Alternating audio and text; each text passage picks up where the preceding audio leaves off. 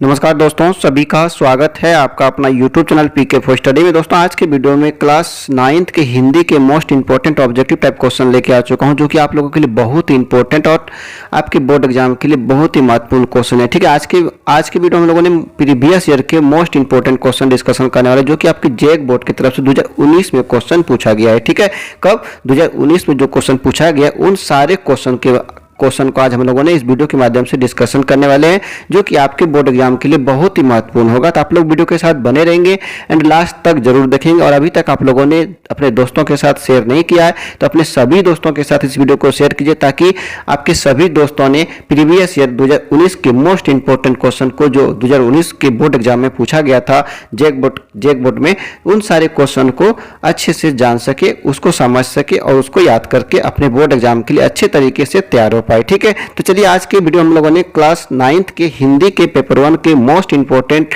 Previous year question 2019 के बारे में डिस्कशन करते हैं, जो कि आपके लिए बहुत ही महत्वपूर्ण होने वाला है और आपके बोर्ड एग्जाम में छपने वाला है। ठीक है, तो चलिए आइए क्वेश्चन को समझते हैं, क्या क्वेश्चन है, कैसा है, इसका कहानी है। ठीक है, तो यहाँ पे देखिए पहले का ध्यान दे रखा, जैसे कि हम लोगों ने पिछले वीडियो के माध्यम से भी बहुत, जो कि इस बार का जेक बोर्ड का जो आपका मॉडल पेपर जारी हुआ तो उनका भी सारे वीडियो बना दिया हूं आपके लिए। तो आप अभी तक नहीं देखे हैं तो आप प्ले लिस्ट पे जाइए, वहां से देखिए, सारे वीडियो आपको वहां से मिल जाएंगे। ठीक है, तो यहाँ पे देखिए दिया है कि निम्नलिखित गद्यांश को ध्यानपूर्वक पढ़कर उससे दिए गए प्रश्नों के सही विकल्प को चुने।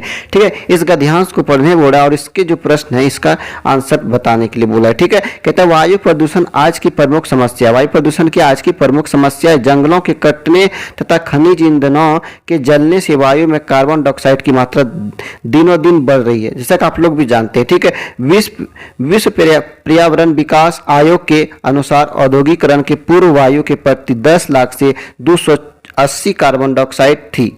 10 लाख में कितना था? 280 कार्बन डाइऑक्साइड थी। यह घनत्व 80 के दशक में 340 पहुंच गया तथा 21वीं शताब्दी के मध्य से अंत तक यह 560 तक पहुंच जाएगा। कितना तक? 340 पहुंच गया था। कब? यह घनत्व 80 के दशक में कितना था? 340 पहुंच गया था और 21वीं शताब्दी के मध्य से अंत तक यह घनत्व कितना पहुंच जाएगा? 560 तक पहुंच जाएगा। ठीक है, कहता वातावरण में छोड़ा जाने वाला धुआं अब सामान्य लकड़ी का धुआं न होकर उसमें कार्बन डाइऑक्साइड के साथ ही नाइट्रस ऑक्साइड, धूल जैसा पदार्थों का अधिक भी हो रहा है। धातु कोनों में सीसा, पारा, निकेल, क्रोमियम, तांबा आदि होते हैं। शीशे के जहर से मानव मस्तिष्क के तंतु नष्ट हो जाते हैं। निकेल जो होते हैं, क्रोमियम से श्वास लेने में कष्ट होता है। फोम, रबर, रेफ्रिजरेशन, एयरोसोल, कारखानों से वातावरण में घुलती गैस से प्राण वायु के स्रोत ओजोन परत के टूटने का खतरा 1986 में विविध हुआ है। कब? 1986 में ही ओजोन परत के टूटने का विविध हुआ था। अंतरिक्ष में विभिन्न उपग्रहों को स्थापित करते समय वायुमंडल की ओजोन प्रभावित होती है। विष भरी गैसों भवनों को भी प्रभावित करती है। वृक्ष वातावरण को शुद्ध करते हैं। एक औसत श्रेणी का वृक्ष 50 वर्षों में 50,000 किलोग्राम ऑक्सीजन देता है। इन्हें काटकर मनुष्य वातावरण के संतुलन को बिगाड़ रहे हैं और वायु प्रदूषण को बढ़ावा दे रहे हैं। ठीक है, यानी कि वृक्षों की कटाई कर रहे हैं और वायु प्रदूषण उसके कारण क्या होते हैं? बढ़ते जा रहे हैं। अगर जंगल रहेंगे, वृक्ष, पेड़ पौधे रहेंगे तो क्या करते हैं? पेड़ पौधे से वातावरण शुद्ध होता है, उससे क्या होता है? शुद्ध हवा मिलती है। ठीक है, लेकिन उसके कट जाने से क्या होंगे? वायु प्रदूषण बढ़ते जा रहा है। ठीक है, तो आइए क्वेश्चन को समझते हैं। आज की प्रमुख समस्या क्या है? आज की प्रमुख समस्या क्या अभी हम लोगों ने पढ़े? वायु प्रदूषण है, तो ऑप्शन नंबर 2 राइट आंसर होगा। आज की प्रमुख समस्या क्या है? वायु प्रदूषण है। ठीक है, नेक्स्ट क्वेश्चन पे आते हैं, जंगलों के कटने से क्या हो रहा है? जंगलों के कटने से कार्बन डाइऑक्साइड बढ़ रही है, तो ऑप्शन नंबर 2 राइट आंसर होगा। जंगल के कट जाने से क्या हो रहा है? कार्बन डाइऑक्साइड जो गैस है वो उसकी संख्या बढ़ती जा रही है। ठीक है, आगे बढ़ते हैं। क्वेश्चन नंबर 3 पे आते हैं, शीशे का जहर किस अंग के तंतुओं को नष्ट कर देता है? शीशे का जहर मानव के मस्तिष्क को नष्ट कर देता है। अभी हम लोगों ने पढ़े, तो ऑप्शन नंबर 3 राइट आंसर होगा। नेक्स्ट क्वेश्चन पे आते हैं, एक वृक्ष 50 वर्षों में लगभग कितनी ऑक्सीजन देता है?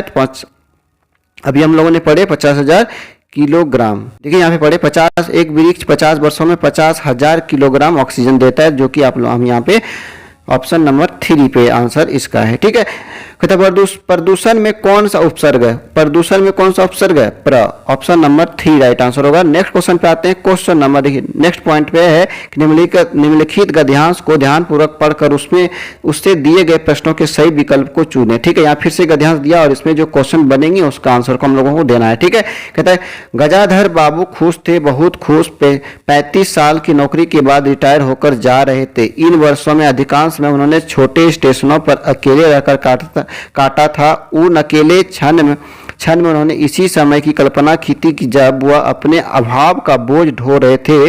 संसार की दृष्टि में उनका जीवन सफल कहा जा सकता था। उन्होंने शहर में एक मकान बनवा लिया था। बड़े लड़के अमर और लड़की कांति की शादियां कर दी थी। दो बच्चे ऊंची कक्षाओं में पढ़ रहे और उनके बच्चे और पत्नी शहर में, जिससे पढ़ाई में बाधा ना हो। गजाधर बाबू स्वभाव से बहुत स्नेही व्यक्ति थे और स्नेह के आकांक्षी भी थे। ठीक है, तो आइए क्वेश्चन की तरफ बढ़ते हैं। कहता है कि गजाधर बाबू क्यों बहुत खुश थे, क्यों थे रिटायर होने के कारण, क्योंकि उसको अपने काम से फुर्सत मिल गया था। इसके कारण से क्या थे, रिटायर होने के कारण वो क्या थे, बहुत खुश थे। ठीक है, आगे बढ़ते हैं। क्वेश्चन नंबर 7 पे आते हैं। गजाधर बाबू ने कितने वर्षों की नौकरी की, 35 वर्षों की, तो ऑप्शन नंबर 2 राइट आंसर होगा।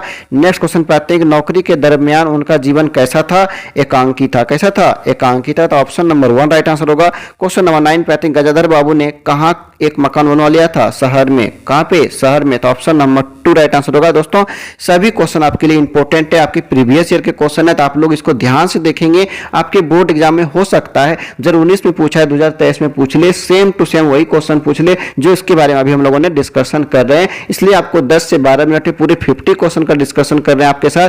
तो आप लोग 10 मिनट तक आप ध्यान से वीडियो को अगर देखेंगे तो बहुत सारा क्वेश्चन आपके दिमाग में सेट हो जाएगा। ठीक है, आगे बढ़ते हैं। गजाधर बाबू ने कहा एक मकान बनवा लिया था, शहर में, तो ऑप्शन नंबर 2 राइट आंसर होगा। गजाधर बाबू नौकरी के कारण प्राय कैसे स्टेशन पे रहे, छोटे स्टेशन पे। कैसे, छोटे स्टेशन पे, तो ऑप्शन नंबर 1 राइट आंसर होगा।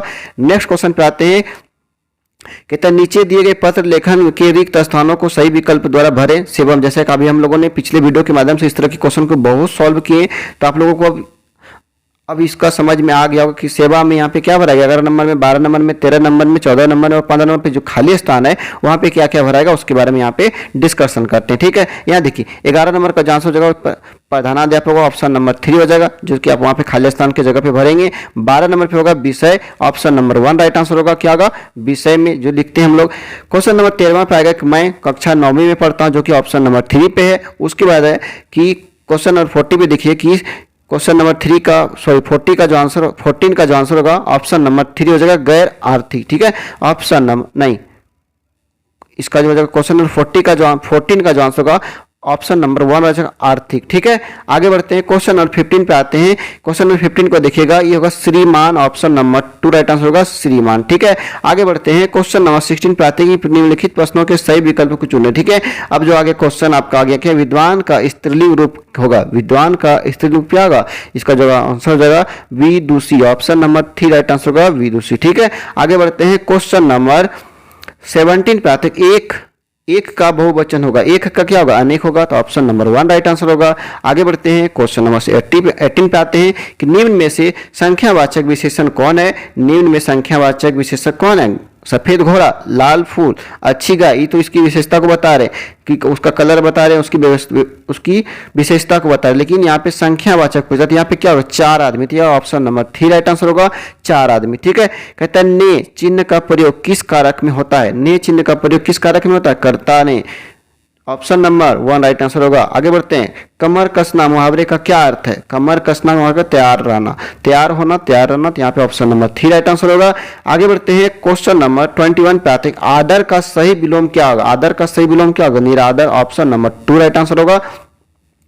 नेक्स्ट क्वेश्चन पे आते हैं कि निम्न में से परिमाणवाचक विशेषण कौन है। निम्न में से परिमाणवाचक विशेषण 1 तोला सोना, ऑप्शन नंबर 1 राइट आंसर होगा।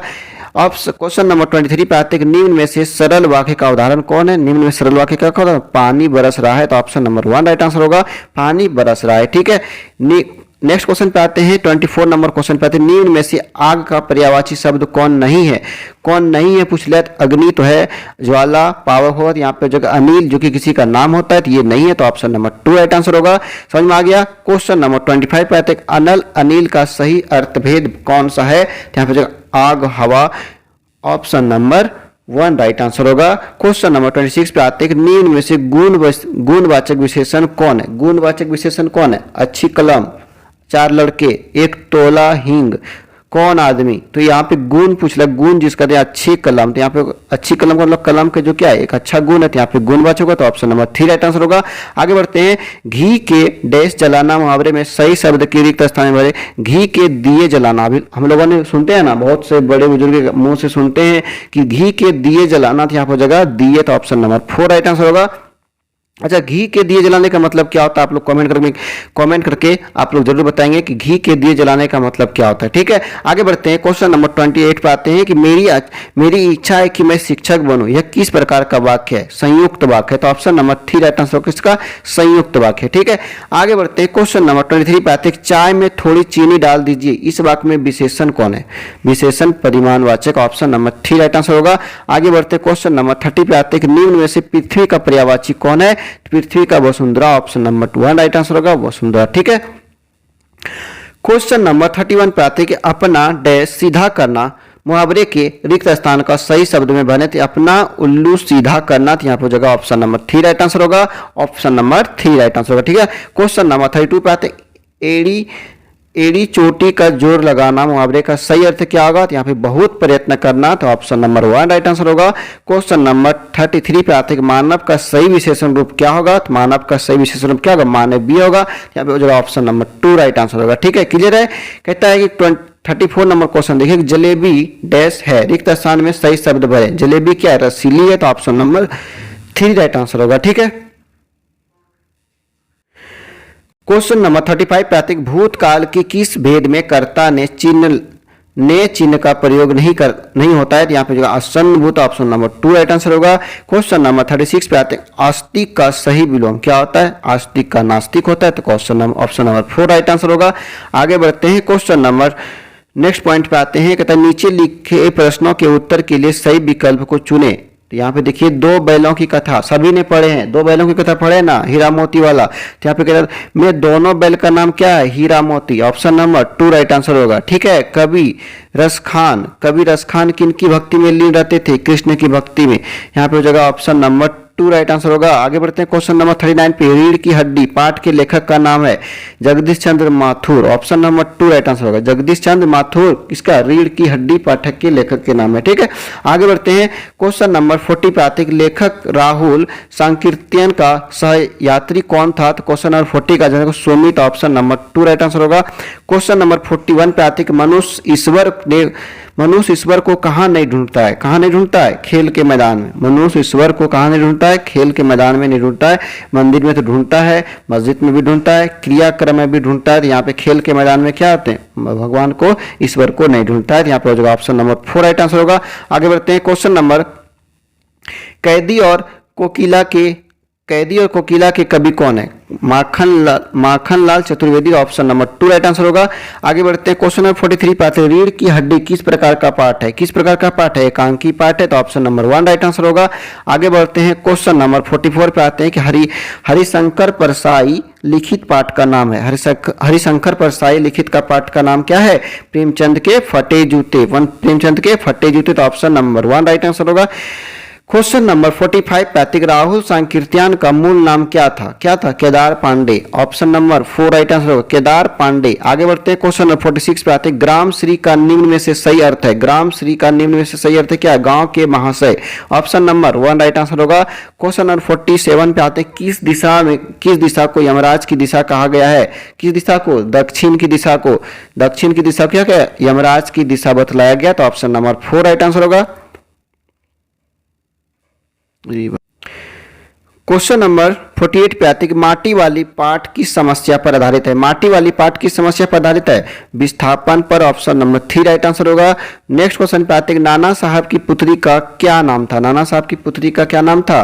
देवी मायना। ऑप्शन नंबर 1 राइट आंसर होगा। आगे बढ़ते हैं, लास्ट क्वेश्चन है, इस जल प्रलय में पाठ के लेखक का जन्म गांव के किस प्रकार के इलाके में हुआ था? किस प्रकार के? बाढ़ पीड़ित में। यहाँ पे जो ऑप्शन नंबर 1 राइट आंसर होगा। तो इस तरह से हम लोगों ने प्रीवियस ईयर 2019 में जो आपके जैक बोर्ड ने क्वेश्चन पूछा था उन सारे क्वेश्चनों को इस वीडियो के माध्यम से हम लोगों ने डिस्कशन कर लिए, जो कि आपके लिए बहुत ही महत्वपूर्ण है और आपके लिए बहुत ही इंपॉर्टेंट है। ठीक है, तो आप लोगों ने अभी तक इस वीडियो को लाइक नहीं किया तो इसको लाइक कर दीजिए, और जिन बच्चों ने इस चैनल को अभी तक सब्सक्राइब नहीं किया तो इसको सब्सक्राइब कर लीजिए, क्योंकि हम लोगों के पास टाइम भी कम है और आप लोगों को क्वेश्चन पढ़ना है। अगर आप लोगों ने वीडियो को नहीं देखे तो प्ले लिस्ट पे जाइए, वहां पे आपको सभी सब्जेक्ट्स के मोस्ट इंपोर्टेंट सिलेक्टेड क्वेश्चन मिलेंगे, और आपको कल तक में जितने प्रीवियस ईयर के क्वेश्चन 2019 2020 के सभी क्वेश्चन प्रोवाइड कराने वाला हूं। तो आप लोग इस चैनल को जल्दी से सब्सक्राइब कर लीजिए, ताकि आने वाले सभी वीडियो आपको सबसे पहले मिले और आप लोग अपने बोर्ड एग्जाम के लिए अच्छे से तैयार हो पाए। ठीक है, फिर मिलते हैं नेक्स्ट वीडियो में, तब तक के लिए जय हिंद, थैंक यू।